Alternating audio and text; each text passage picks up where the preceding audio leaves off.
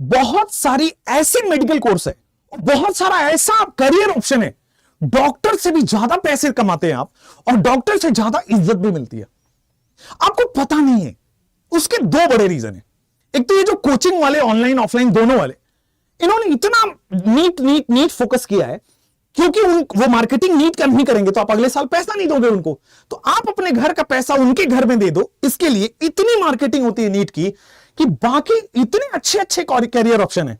आगे मैं आपको, there are 7 different career option जो नीट वाले बच्चे सेम सिलेबस में एग्जाम दे सकते हैं, फॉर्म भर सकते हैं। डॉक्टर से ज्यादा पैसा, गवर्नमेंट जॉब, और इज्जत तो पूछो ही मत। लेकिन अवेयरनेस नहीं है, और कोचिंग वालों की मार्केटिंग। तो खैर, उन सब से बाहर निकल के आपको अवेयर करते हैं और बताते हैं कि 5 बार 6 बार ड्रॉप लेके डिप्रेस नहीं होना है, 5 बार 6 बार लेके सामाजिक तानों में नहीं जीना है, 5 बार 6 बार ड्रॉप लेने से बच के, परिवार वालों का पैसा बचा के एक अच्छी जिंदगी जी सकते हो, गवर्नमेंट जॉब ले सकते हो, और डिफरेंट फील्ड्स हैं जहां पे नीट के सिलेबस पे ही एडमिशन होता है और बहुत अच्छे अच्छे गवर्नमेंट जॉब आपको मिलता है। आइए, सबसे पहले मैं उन्हीं की बात कर लेता हूं जो नीट वाले हैं। तो अगर आप नीट का फॉर्म भरते हो, जो आप फॉर्म भर रहे हो, फॉर्म चालू है, तो नीट के फॉर्म से जो हाई रैंक है उनको तो बेटा एमबीबीएस मिल जाता है। एमबीबीएस की कॉलेजेस है, रैंकिंग वाइज आप अपना काउंसलिंग कराओगे, एआईक्यू, स्टेट काउंसलिंग और प्राइवेट काउंसलिंग, 3 तरह की काउंसलिंग कराओगे, आपको एमबीबीएस की सीट्स मिल जाएगी। ठीक है। उसके बाद जो बचे हुए थोड़े से लोअर रैंक है, जो एमबीबीएस से नीचे वाली रैंक है, वो 2 जगह ऑप्ट करते हैं। BDS, bachelor of dental surgery, जो दांतों के डॉक्टर, डेंटिस्ट बनते हैं, वो इसको ऑप्ट करते हैं। या फिर आजकल जो ट्रेंड देखा जा रहा है, वो ये छोड़ के लोग बीएएमएस को ऑप्ट कर रहे हैं। इसका भी 2 रीजन है। आजकल लोग यहां से यहां शिफ्ट क्यों हुए? मिलता नीट के स्कोर से ही है। ये सारे एग्जाम नीट के स्कोर, ये सारे कोर्सेज नीट के स्कोर से ही मिल जाते हैं। अब यहां से यहां शिफ्ट क्यों हुए?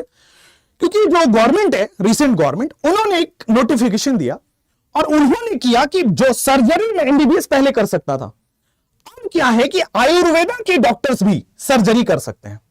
इनके कोर्स में भी सर्जरी वाली पढ़ाई डाल दी गई, इनके कोर्स में भी एमबीबीएस में जो मेडिसिन पढ़ाई जाती है वो डाल दी गई।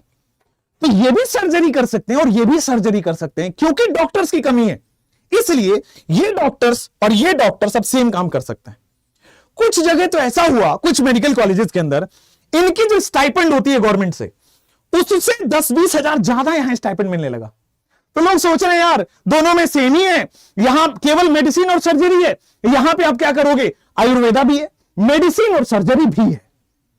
तो क्या हो रहा है, अब इन डॉक्टर्स को ज्यादा प्रेफरेंस मिलने लगी। ये गवर्नमेंट की टैक्टिस होती है कि अगर कोई सीट खाली है तो वहां पे कुछ ऐसे ऑफरिंग कर दो कि लोग वहां जाना चालू कर दे।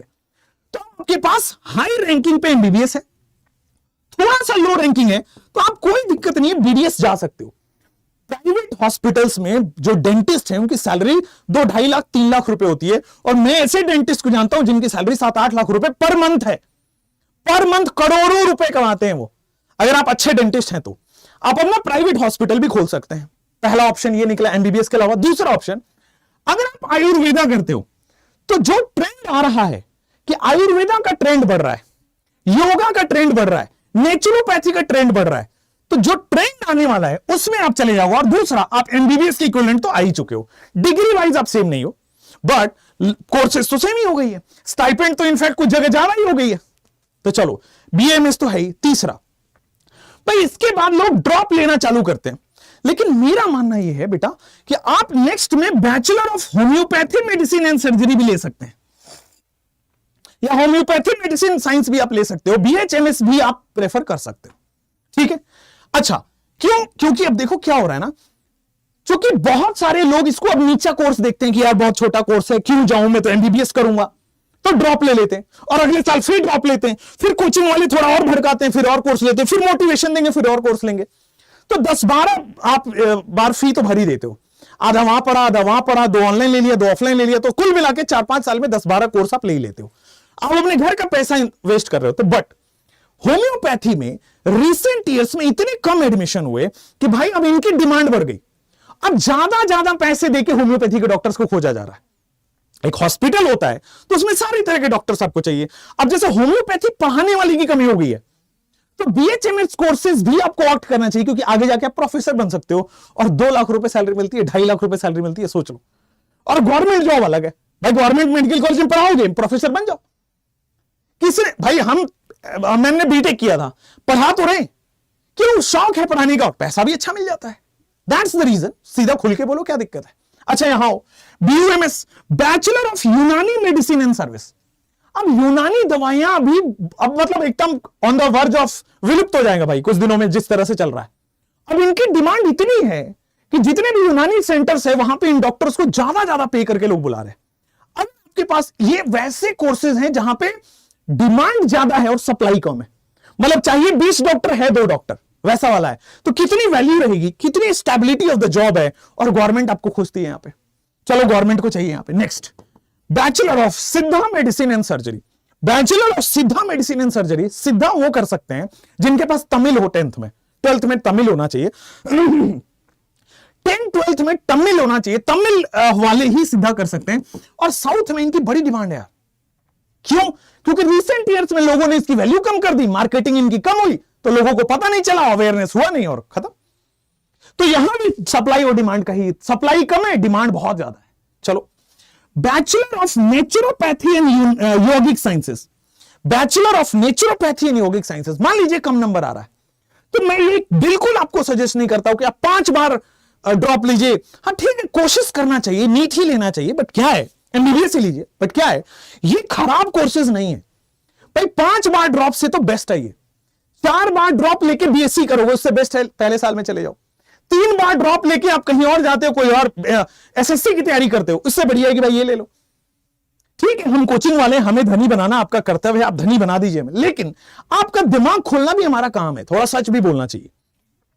Bachelor of naturopathy and yogic sciences, BNYS क्या होगा, नेचुरोपैथी और योगा इंडिया में छोड़ो, पूरे इंडियन नेचुरोपैथी और इंडियन योगा का पूरे फॉरेन में डिमांड है। Again supply and demand issue है। यहां तो आजकल लोग एमबीबीएस से ज्यादा कमा रहे हैं, समझो। चलो next, bachelor of physiotherapy. Physiotherapy भी एक ठीक ठाक अच्छा माना जाना है, यह भी आप ऑप्ट कर सकते हैं, यह भी नीट स्कोर से ही मिलता है।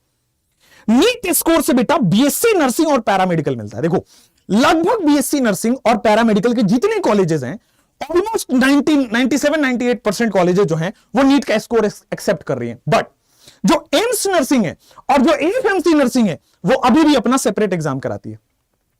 एम्स, जितने भी एम्स है इंडिया में, नए वाले एम्स छोड़ दो, जितने भी पुराने वाले एम्स है इंडिया में, लगभग एम्स अब बीएससी नर्सिंग का एमसी एग्जाम कराता है, उसी के थ्रू एम्स के नर्सिंग मिलती है। अब देखो, मान लो आप प्राइवेट कॉलेज से एमबीबीएस कर रहे हो, चल ठीक है, बहुत अच्छे से मान लो पढ़ाई नहीं की तो नेक्स्ट एग्जाम ही आपका क्लियर नहीं होगा, या फिर आप यहां जाओ एम्स से नर्सिंग कर लो, तो भाई प्राइवेट कॉलेज से बहुत अच्छे नहीं पढ़ पाओगे, इससे बेटर है ना यहां पे टॉपर बन के रहो।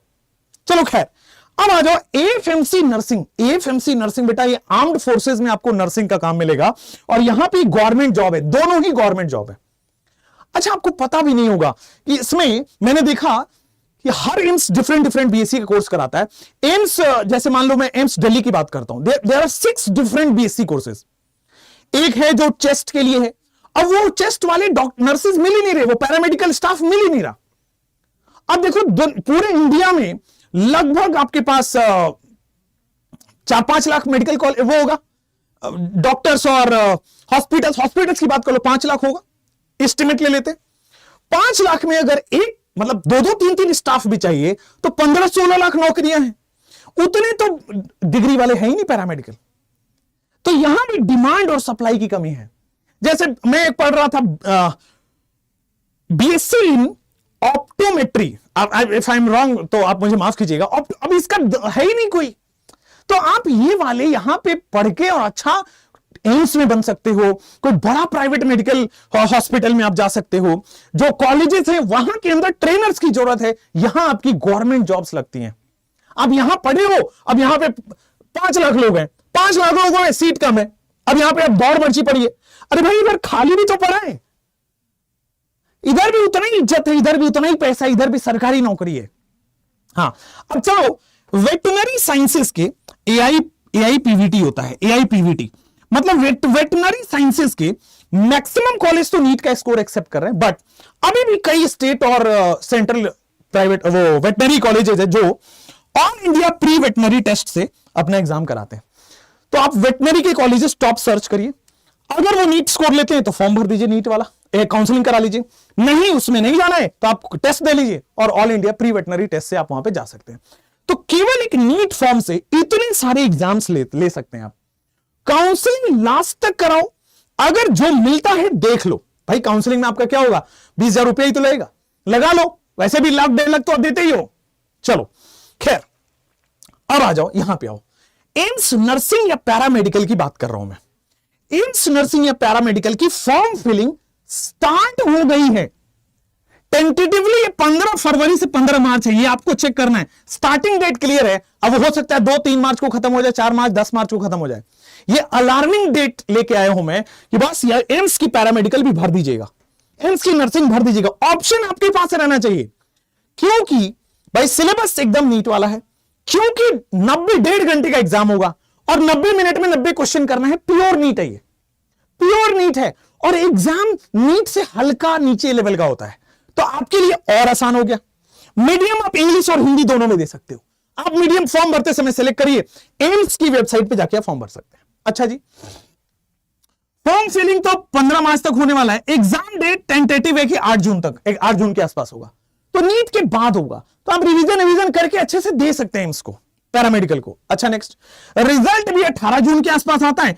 अच्छी बात यह है कि ऑनलाइन एग्जाम है, हाँ ऑनलाइन के सेंटर्स होंगे, उन सेंटर्स पे जाना पड़ेगा। सीबीटी आपको कंप्यूटर बेस्ड टेस्ट देना पड़ता है, कंप्यूटर पे ओएमआर फिलिंग की भी टेंशन हट गई। सॉल्व करिए, रफ पेपर मिलता है, सॉल्व करिए और कंप्यूटर में टिक लगा दीजिए। उसी तरह एएफएमसी का भी सेम है, सिलेबस सेम है, 90 मिनट में 90 क्वेश्चन करना है। एएफएमसी के वेबसाइट पे होगा। इसमें इंडियन आर्म्ड फोर्स में आपकी नौकरी लेगी, आर्मी में देश की सेवा करने का मौका मिलेगा भाई। ठीक है, बॉर्डर पे लड़ना नहीं है, लेकिन इनके हॉस्पिटल होते हैं बड़े अच्छे अच्छे, उस हॉस्पिटल्स में जो नर्सिंग स्टाफ होता है वहां पे आपकी बहुत स्टेबल जॉब है। प्रॉपर वो सब मिलती है यार, आपको कैंटीन की सुविधा मिलती है, प्रॉपर आपको जो सरकारी सैलरी स्ट्रक्चर होता है वैसा मिलता है, उतनी सुविधाएं मिलती है। चलो, आर्मी वाली पूरी फैसिलिटीज मिलती है। फॉर्म फिलिंग इसका 9 फेब से स्टार्ट हो चुका है और 9 मार्च तक चलेगा। तो ये दोनों बहुत अलार्मिंग है, मैं रिक्वेस्ट करूंगा कि ऑप्शन के लिए भर लीजिएगा। चलिए, इसका एग्जाम डेट एएफएमसी की वेबसाइट पे आपको चेक करना है। फॉर्म तो आप भर लीजिए, फॉर्म जैसे ही भरेंगे एडमिट कार्ड का डेट आएगा और आपको एग्जाम डेट पता चल जाएगा। इसकी सबसे अच्छी बात है, यहां पे जॉब अपॉर्चुनिटीज गवर्नमेंट हॉस्पिटल मिलती है, प्राइवेट हॉस्पिटल में खूब डिमांड है। जैसे एम्स के नर्सिंग स्टाफ का मेदांता हॉस्पिटल से बहुत डिमांड है, जैसे अपोलो हॉस्पिटल से बहुत डिमांड है। मुंबई के जितने बड़े बड़े हॉस्पिटल्स हैं, ठीक है, जब मैं पढ़ रहा था उसमें कोकिलाबेन हॉस्पिटल में, अभी एम्स वालों को बहुत, वहां के नर्सिंग स्टाफ इस लेवल के रखे जाते हैं, वेल ट्रेंड, एम्स से पास आउट हो, आर्म फोर्स मेडिकल कॉलेज से पास आउट हो, इस टाइप की डिमांड है। और सैलरी आप सुनोगे 1-1 लाख रुपए से ज्यादा सैलरी होती है आपकी। जब एमबीबीएस कर रहे होगे ना, तो 1 लाख कई मेडिकल कॉलेज में नहीं है, ये भी बता दूं मैं। ठीक है, तो बड़े अच्छे, अच्छा इसकी बड़े लिमिटेड सीट्स होती हैं और बड़े गिने चुने लोग जाते हैं। क्यों? क्योंकि लोगों को पता ही नहीं है। खैर, अब आओ दूसरा, आईसर आईआईटी। आईसर क्या होता है? Indian institute of science education and research, Indian institute of science education and research. अब आइजर के बारे में लोगों को पता नहीं है। आइजर अपना आइजर एप्टीट्यूड टेस्ट कराता है, ये कॉलेज का नाम है और ये टेस्ट का नाम है कि इस टेस्ट से आप आइजर कॉलेज में जाते हो। तो जब आप आइजर के एग्जाम को क्वालिफाई करोगे, तो आइजर के एग्जाम को क्वालिफाई करने के बाद देश के सबसे टॉप बीएससी कॉलेज या सबसे टॉप कॉलेज रिसर्च के लिए आईआईएससी बेंगलोर को माना गया है। पूरे इंडिया में रिसर्च का सबसे बेस्ट कॉलेज अगर कोई है तो आईआईएससी बेंगलोर है। यहां पे लोग पीएचडी करते हैं, एमएससी करते हैं, रिसर्च वाले जितने लोग हैं। अच्छा, आपको लगता होगा हम रिसर्च कैसे करेंगे? अरे भाई, आप ही हम में से कई लोग प्रीवियस ईयर्स में भी आइजर में गए हैं, सिलेक्ट हो गए हैं। रीजन, इधर एप्लीकेंट्स कम है, लोगों का ध्यान कम है, कंपटीशन कम है। समझ गए होंगे बाकी बात। चलो, अब इसमें एडमिशन मिलता है आईआईएससी बेंगलोर, इंडिया का टॉप रिसर्च कॉलेज। नेक्स्ट, ये आईआईटी से भी ऊपर माना गया है, ध्यान रखिएगा रिसर्च के मामले में। दूसरा, there are 7 IISER colleges in India. पूरे इंडिया में देयर आर 7 आइजर कॉलेजेस, सारे गवर्नमेंट है। आईआईएससी बेंगलोर गवर्नमेंट है, आइजर गवर्नमेंट है। अब गवर्नमेंट है तो बताने की जरूरत नहीं है कि 10-12 हजार फीस है पूरे साल की, 10-12 हजार रुपए पूरे साल की फीस है, हॉस्टल फ्री होता है। तो 7 आइजर कॉलेजेस अब मान लो आपको एमबीबीएस नहीं मिला तो आप पैरामेडिकल वगैरह कर लिया, अगर मान लो वो नहीं मिलता है तो आइजर में आ जाओ। यहां से निकलने के बाद जॉब देखो आपको पास इसरो और डीआरडीओ में मिलता है। ये मेनली रिसर्च में आपको लेके जाएंगे। जैसे आजकल न्यूरोप्लास्टिक्स पे बहुत ज्यादा रिसर्च हो रहा है, जैसे आजकल कार्डियो में बहुत ज्यादा रिसर्च हो रहा है, ठीक है। जैसे मान लो जो मशीन्स बनती है ना हॉस्पिटल में, जो मशीन्स बनती है ऑपरेशन वाली, वो मशीन्स की रिसर्च वहां होती है कि कैसे कैसे मशीन बनाना है, ठीक है ना। तो मेडिकल इक्विपमेंट जो बनता है उन चीजों की रिसर्च होती है। जो मेडिसिन बनता है फार्मास्यूटिकल में, फार्मा की जितनी भी रिसर्च होती है, रिसर्च वो यहां होती है, इन कॉलेजेस में होती है। तो फार्मा की जितनी बड़ी बड़ी कंपनीज हैं, अगर आपने यहां से पास आउट कर लिया ना, आपके पीछे पड़ जाएंगे कि भाई मेरे यहां आओ, रिसर्च करो, मेरे यहां दवाएं बनाओ, ठीक है। आप जितनी बड़ी बड़ी इक्विपमेंट्स बनाने वाली है, आप देखोगे मेडिकल की इक्विपमेंट्स 50-50 लाख रुपए की आती है। उन कंपनीज में जब आप जाओगे तो इन बंदों की जरूरत होती है वहां पे, और आपको ये बारे में आप फॉर्म नहीं भरते हो, पता ही नहीं है। भाई फॉर्म तो भरो, क्यों? क्योंकि नीट के बच्चे इसमें बैठते हैं, क्वालिफाई करते हैं। हाँ, इसमें जेई के बच्चे बैठते हैं, बट कोई बात नहीं, ओपन है सबके लिए, रिसर्च है, आप भी भरो। नेक्स्ट, फॉर्म फिलिंग बेटा 15 अप्रैल से 30 मई तक होगा, टेंटेटिव है, ये लास्ट ईयर के उसमें देखा गया है। एग्जाम जो है लगभग टेंटेटिव है, 15 जून के आसपास होगा। बीएसएमएस की डुअल डिग्री मिलती है, मतलब bachelor of science, BSc, bachelor of science और मास्टर ऑफ साइंस दोनों की डुअल डिग्री मिलती है। 5 साल का कोर्स है। एमबीबीएस 5.5 साल का या 5 साल का है। यहां से अगर आपने निकल गए डिग्री लेके, जॉब की कमी नहीं रहेगी। देखो जॉब किस तरह से मिलती है, डीआरडीओ में जॉब मिल रही है, ठीक है। जो आर्मी के लिए मेडिकल इक्विपमेंट्स बनाता है, जो आर्मी के लिए ऐसे इक्विपमेंट्स बनाता है जो मेडिसिन से रिलेटेड हो, ठीक है ना। इसरो के लिए, जैसे आजकल आप सुने होंगे कि अगला जो वार होगा वो किससे होगा, मेडिसिन वार होगा या वैक्सीन वार होगा, या आप कहो कि जैसे कोरोना जैसी कुछ डिजीज छोड़ दी जाएगी, सारे लोग मरते जाएंगे। उनसे बचाने के लिए हर कंट्री अपना रिसर्च रखता है, और वो रिसर्च अब सोचो, आप कहोगे कि मैं इसरो में काम करता हूं, भाई ऐसे ही 10 लोग सैल्यूट मारने लगेंगे, अरे भाई आप इसरो में हो, क्या बात है। इसरो में आपको क्या लगता है खाली सैटेलाइट लॉन्च होता है? अरे भाई बहुत सारी काम और होता है। डीआरडीओ में आपको क्या लगता है कि खाली बड़ी बड़ी मशीन्स बनती है, तोपे बनती है? अरे नहीं, और सारा भी काम होता है। यहां पे जो रिसर्च होता है उसमें आप लोगों का जॉब लगता है, बहुत हाई पेड जॉब है, बहुत हाई सिक्योर जॉब है, और बढ़िया गाड़ी बंगला सब मिलता है। अगर आप थोड़े एक्सपीरियंस हो गए, 10-12 साल इसरो में रह गए, 10-12 साल डीआरडीओ में रह गए, साइंटिस्ट वाली जो जॉब होती है वो यहां मिलती है। और नीट के बच्चे के लिए अप्लाई होता है, क्योंकि सिलेबस आपका सेम है 11th-12th वाला, यानी कि नीट वाला।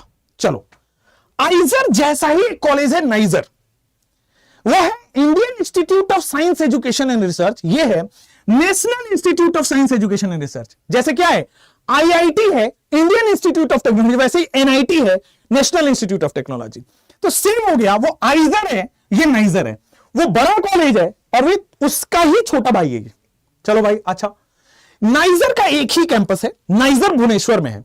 भुवनेश्वर में एक जगह है जाटनी, भुवनेश्वर में एक जगह है जाटनी, जाटनी जगह पे ये पूरा कॉलेज बड़े बड़े कैंपस में फैला हुआ है।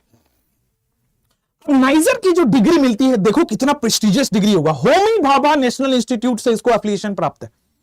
नाइजर की जो एफिलिएशन है होमी भाभा नेशनल इंस्टीट्यूट, अगर ये डिग्री ही दिखा दोगे तो कई जगह जॉब मिल जाती है, ये इतनी बड़ी डिग्री होती है।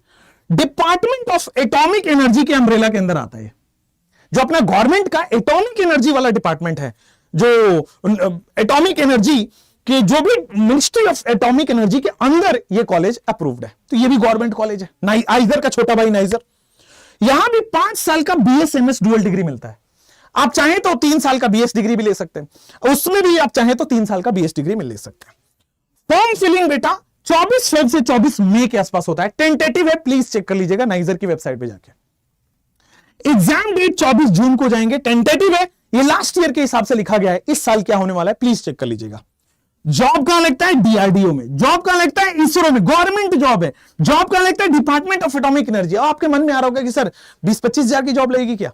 बेटा यहां जब आप रिसर्च में जाओगे ना, 2.5-3 लाख रुपए मिलता है, गवर्नमेंट का ग्रांट मिलता है, कई तरह से आपको बहुत सारे सीएसआर फंड्स मिलते हैं कि आप रिसर्च करो, एटॉमिक एनर्जी में रिसर्च करो, और आप बड़ी बड़ी कंपनीज में काम भी कर सकते हो। आपकी मर्जी है, मतलब ये सब ऐसे कोर्सेज हैं कि आप एंट्री ले लो ना। मान लो नाइजर में अगर आपको थोड़ा लो रैंक भी आया, मान लो आप नाइजर भुवनेश्वर में घुस गए, घुसने का है, उसके बाद तो वो कॉलेज ऐसा है, इन्वायरमेंट ऐसा है कि आपसे रिसर्च करवा लेगा। मेरे बहुत सारे बच्चे वहां हैं प्रीवियस में। मैं फर्स्ट ईयर में पढ़ा रहा था, तो पहला साल में एक बच्चा मेरा आइजर में गया था, ठीक है, भोपाल में एक आइजर है, वहां पे अभी पढ़ रहा है वो, ठीक है, चलो उसका शायद लास्ट ईयर है, अब उसकी जॉब कहीं लग जाएगी, इसरो में, डीआरडीओ में लग जाएगी।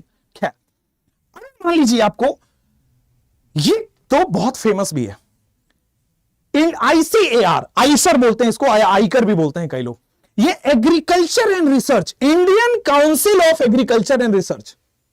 पहले ICAR का सेपरेट फॉर्म होता था, सेपरेट एग्जाम होता था, बट अब ये CUET से हो रहा है, और मैं मानता हूं कि हर नीट वाले बच्चों को ये देना चाहिए। CUET का जब आप फॉर्म भर रहे होंगे तो वहीं पे ICAR का टिक करने के लिए आएगा। पहले इसका अलग एग्जाम होता था, बट लास्ट ईयर से ये CUET के अंदर होने लगा है। तो CUET अभी आगे बताऊंगा CUET के बारे में भी। तो एडमिशन जो है इसमें 75 एग्रीकल्चर कॉलेज है और यूनिवर्सिटीज है, उसके अंदर आपका एडमिशन होता है। लगभग 25 से 30 हजार नीट एस्पायरेंट हर साल ICAR में एडमिशन लेते हैं।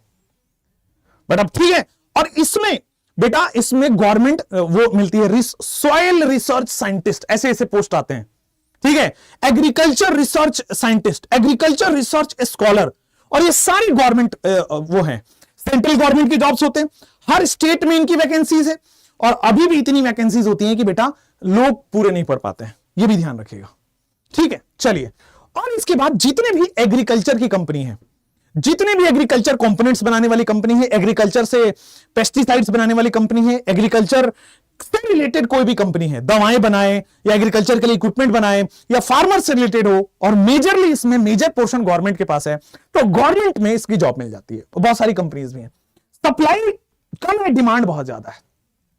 फॉर्म फिलिंग कब होगी? तो फेब से मार्च के बीच में, टेंटेटिव है, लास्ट ईयर फेब से मार्च में हुआ था, इस साल भी होगा। एग्जाम डेट कब होगा?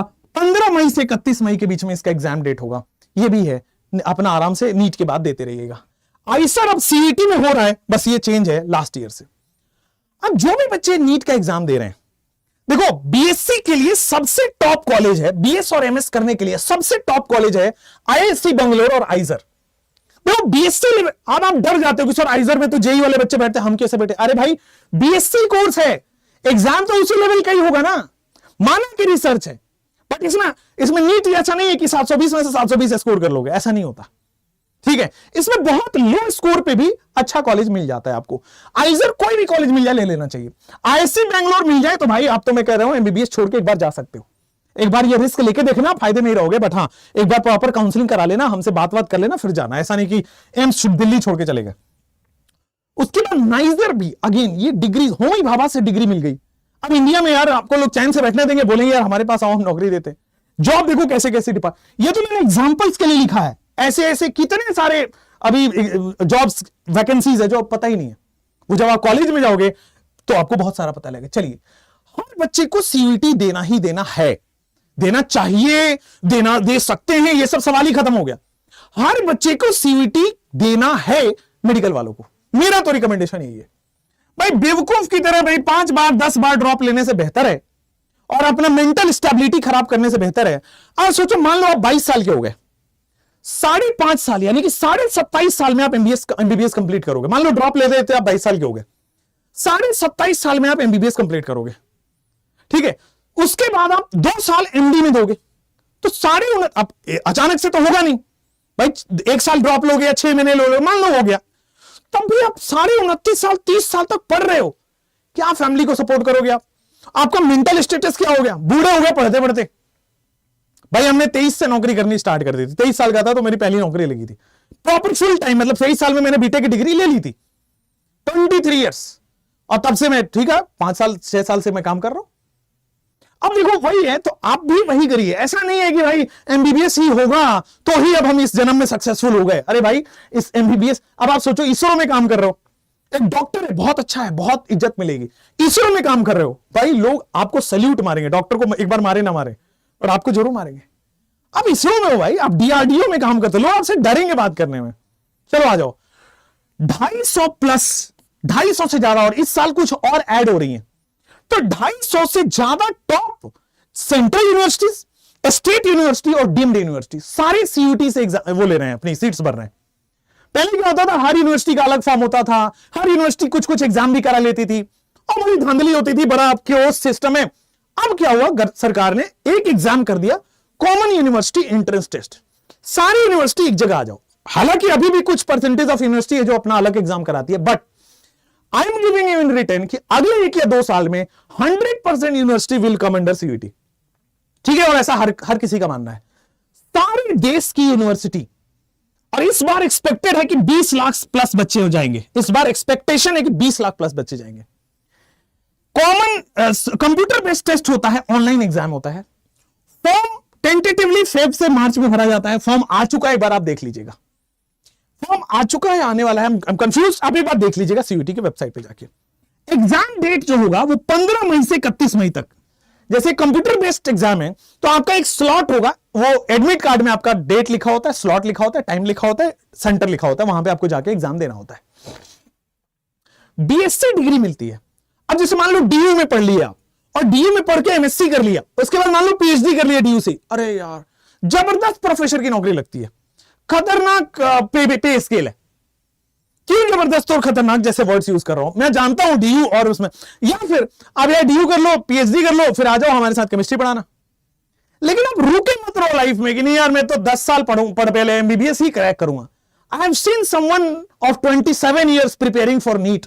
दिमाग खराब हो गया देख के यार, 27 साल के हो गए अभी भी तैयारी कर रहे, और वो 18-19 साल से कर रहा था तैयारी, और 27 साल हो गया। 9 साल पटना में मुझे मिला एक इंसान, मैं डिप्रेस हो गया थोड़ी देर के लिए कि हाउ इज दिस लाइफ, क्योंकि लोगों को अवेयरनेस ही नहीं पता है। इतने अच्छे ऑप्शन बाहर है, लोगों को पता नहीं है। सोचो 250 प्लस टॉप यूनिवर्सिटी सीयूईटी के अंदर आना है, आपको सीयूईटी का फॉर्म भरना है। हो ना हो, हम लोग सीयूईटी के लिए आपको कुछ ना कुछ सपोर्ट करें। आई एम नॉट मतलब कुछ ऐसा कमिट करके नहीं जा रहा, बट हाँ करना तो सब कुछ चाहते हैं, करेंगे भी। तो सीयूईटी का एडमिशन 250 प्लस बीएससी डिग्री आपको यहां पे मिलेगी। आप डीयू से, बीएचयू जैसे टॉप यूनिवर्सिटीज यहां पे एडमिशन लेते हैं। अब जैसे डीयू से आप पढ़ लिए, बीएससी से कर लिया, और आपने बीएचयू से बीएससी कर लिया, बहुत सारे कॉर्पोरेट जॉब्स आपके लिए रखे हुए हैं। ठीक है, उसके बाद अगर एमएससी कर लिया तो यार टीचिंग के बहुत सारे ऑप्शंस खुल जाते हैं। अगर आपने पीएचडी कर लिया तो सीधा प्रोफेसर बन सकते हो, अप्लाई कर सकते हो, एंड सो ऑन।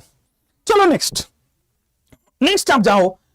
ये तो गर्ल्स को जरूर देखना चाहिए, गर्ल्स के लिए एक स्पेशल चीज है ये, मिलिट्री नर्सिंग सर्विसेज। मतलब आई कैन बेट, आप कमेंट में जरूर बताना कि आपको ये पता था क्या, और नहीं पता था तो भी लिखना कि सर ये नहीं पता था, थैंक यू फॉर सेविंग अस। चलो आ जाओ, मिलिट्री नर्सिंग सर्विसेज एमएनएस, ये एग्जाम है। ये एग्जाम नहीं है पहली बात तो, इसमें केवल गर्ल कैंडिडेट के लिए है। फीमेल कैंडिडेट को यहां पे मौका मिलता है कि आप इंडियन आर्म्ड फोर्स की जो हॉस्पिटल्स हैं वहां पे नर्स की तरह काम करें, पैरामेडिकल स्टाफ की तरह आप काम करें। ठीक है, केवल फीमेल के लिए, क्योंकि आर्मी में भी फीमेल स्टाफ है, और फीमेल स्टाफ के लिए कई बार फीमेल डॉक्टर चाहिए। जैसे आर्मी वालों के लिए मान लो एक हॉस्पिटल है, मान लो आर्मी में मैं हूं और मेरी वाइफ को कुछ हुआ, तो मेरी वाइफ को देखने के लिए जो गायनी के डॉक्टर्स होंगे वहां तो फीमेल स्टाफ ही चाहिए ना। तो उन जगहों पे, और जैसे बहुत सारे ऐसे फीमेल डिपार्टमेंट हैं, उन जगहों पे स्पेशली, क्योंकि आर्मी में डिसिप्लिन बहुत होता है, स्पेशली गर्ल कैंडिडेट की जरूरत होती है। इसलिए स्पेशल मिलिट्री नर्सिंग सर्विसेज के अंदर फीमेल कैंडिडेट को इंडियन आर्म फोर्सेस में काम करने का मौका मिलता है। पूरा आर्मी वाली पे स्केल होती है, जबरदस्त। आपको जैसे जैसे आप एक्सपीरियंस होते जाते हो ना, लेफ्टिनेंट वाली पोस्ट मिलती है, फिर कर्नल वाली पोस्ट, आप इन सबको मिलती है, टेंशन मत लेना।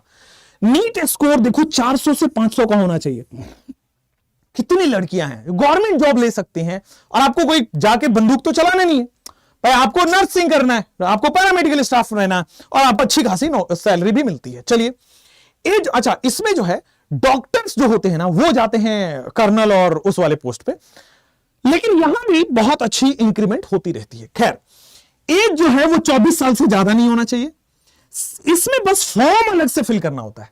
ऐसा नहीं कि नीट में स्कोर आ गया तो एमएनएस में जाके बैठ जाएंगे कि हमारा तो नीट स्कोर आया है। अलग से एमएनएस की वेबसाइट पे जाके आप फॉर्म भर सकते हैं, बस फॉर्म भरना है आपको। जब आपकी स्कोर वो देख लेंगे कि 400 से 450 500 तक है, तो आपको कॉल लेटर आएगा। ठीक है, कॉल लेटर में आपको इंटरव्यू का डेट और फिटनेस राउंड होता है, मेडिकल आपका कराते हैं वो, आर्मी की जो प्रोसेस है। बहुत नॉर्मल सा इंटरव्यू राउंड होता है कि आप अपना 10th का डिग्री दिखाओ, 12th का डिग्री दिखाओ, वेयर आप इंग्लिश अच्छे से बोल पा रहे हो कि नहीं, या हिंदी ही अच्छे से बोल पा रहे हो कि नहीं, और डिसिप्लिन में हो कि नहीं। बहुत नॉर्मल सा इंटरव्यू होता है। और फिटनेस राउंड मेडिकल अच्छा खासा होता है, मतलब हाइट वाइट थोड़ी चेक करेंगे, हाइट अच्छी होनी चाहिए, आई साइट बड़े अच्छा होना चाहिए, वगैरह वगैरह, ठीक है। बट ऐसा नहीं है कि 5 फीट या 5.5 फीट ऐसा कुछ होना चाहिए, हाइट बहुत नॉर्मल रेंज में होना चाहिए।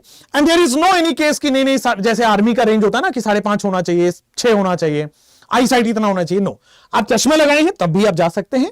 इसमें बहुत सीवियर केस है, मान लो कोई बीमारी है तो दिक्कत होगी, अदरवाइज कोई दिक्कत नहीं है। ये 6 हैं, दीज आर द सम। मैं अभी इस वीडियो में इतना ही कवर कर पाऊंगा other exams for NEET aspirant. हालांकि मैं आपको बता दूं, इसके अलावा भी there are several options, several options. अब क्या होगा कि देखो, कोचिंग इंस्टीट्यूट्स का फायदा इसी में है कि वो ये सब छुपा दे। रीजन, अगर वो ये छुपा देंगे तो आप मेडिकल की तैयारी करोगे, मेडिकल की तैयारी करोगे तो 1-1 लाख रुपए ले जाकर भरते रहोगे, समझे? हाँ, और रिवॉल्यूशन तो आएगा ही। चलिए, थैंक यू सो मच, मिलते हैं आपसे अगले किसी और वीडियो में, एक और इंफॉर्मेशन में देता जाऊं। तो अगर आप नीट क्रैक करना चाहते हैं या फिर इनमें से कोई भी एग्जाम क्रैक करना चाहते हैं, तो फर्स्ट टाइम ऑन यूट्यूब में आपको स्मार्ट वन शॉट लेके आ रहा हूं। वन शॉट नहीं, स्मार्ट वन शॉट, जो आपको एक्चुअल में नंबर बढ़वाएगा, जो आपको गधा मजदूरी से बचा के प्रैक्टिस में ले जाके और आपका नंबर बढ़वा देगा। और 18 फरवरी से बेटा इसी चैनल पे सब्सक्राइब नहीं किया क्या? फटाफट कर लो। अच्छा, इस वीडियो को लाइक नहीं किया तो अगली वीडियो दिखेंगी नहीं, अगर लाइक नहीं करोगे तो। इस वीडियो को लाइक कर लो और फिर 18 फेब से आप स्टार्ट कर लो स्मार्ट वन शॉट। एक लॉन्च वीडियो पड़ा है स्मार्ट वन शॉट का, आई रिकमेंड कि आप देख लीजिए उसको। फिर मिलते हैं और रिवॉल्यूशन लाते हैं आपसे। चलिए, थैंक यू सो मच, जय हिंद बच्चों, सी यू सून।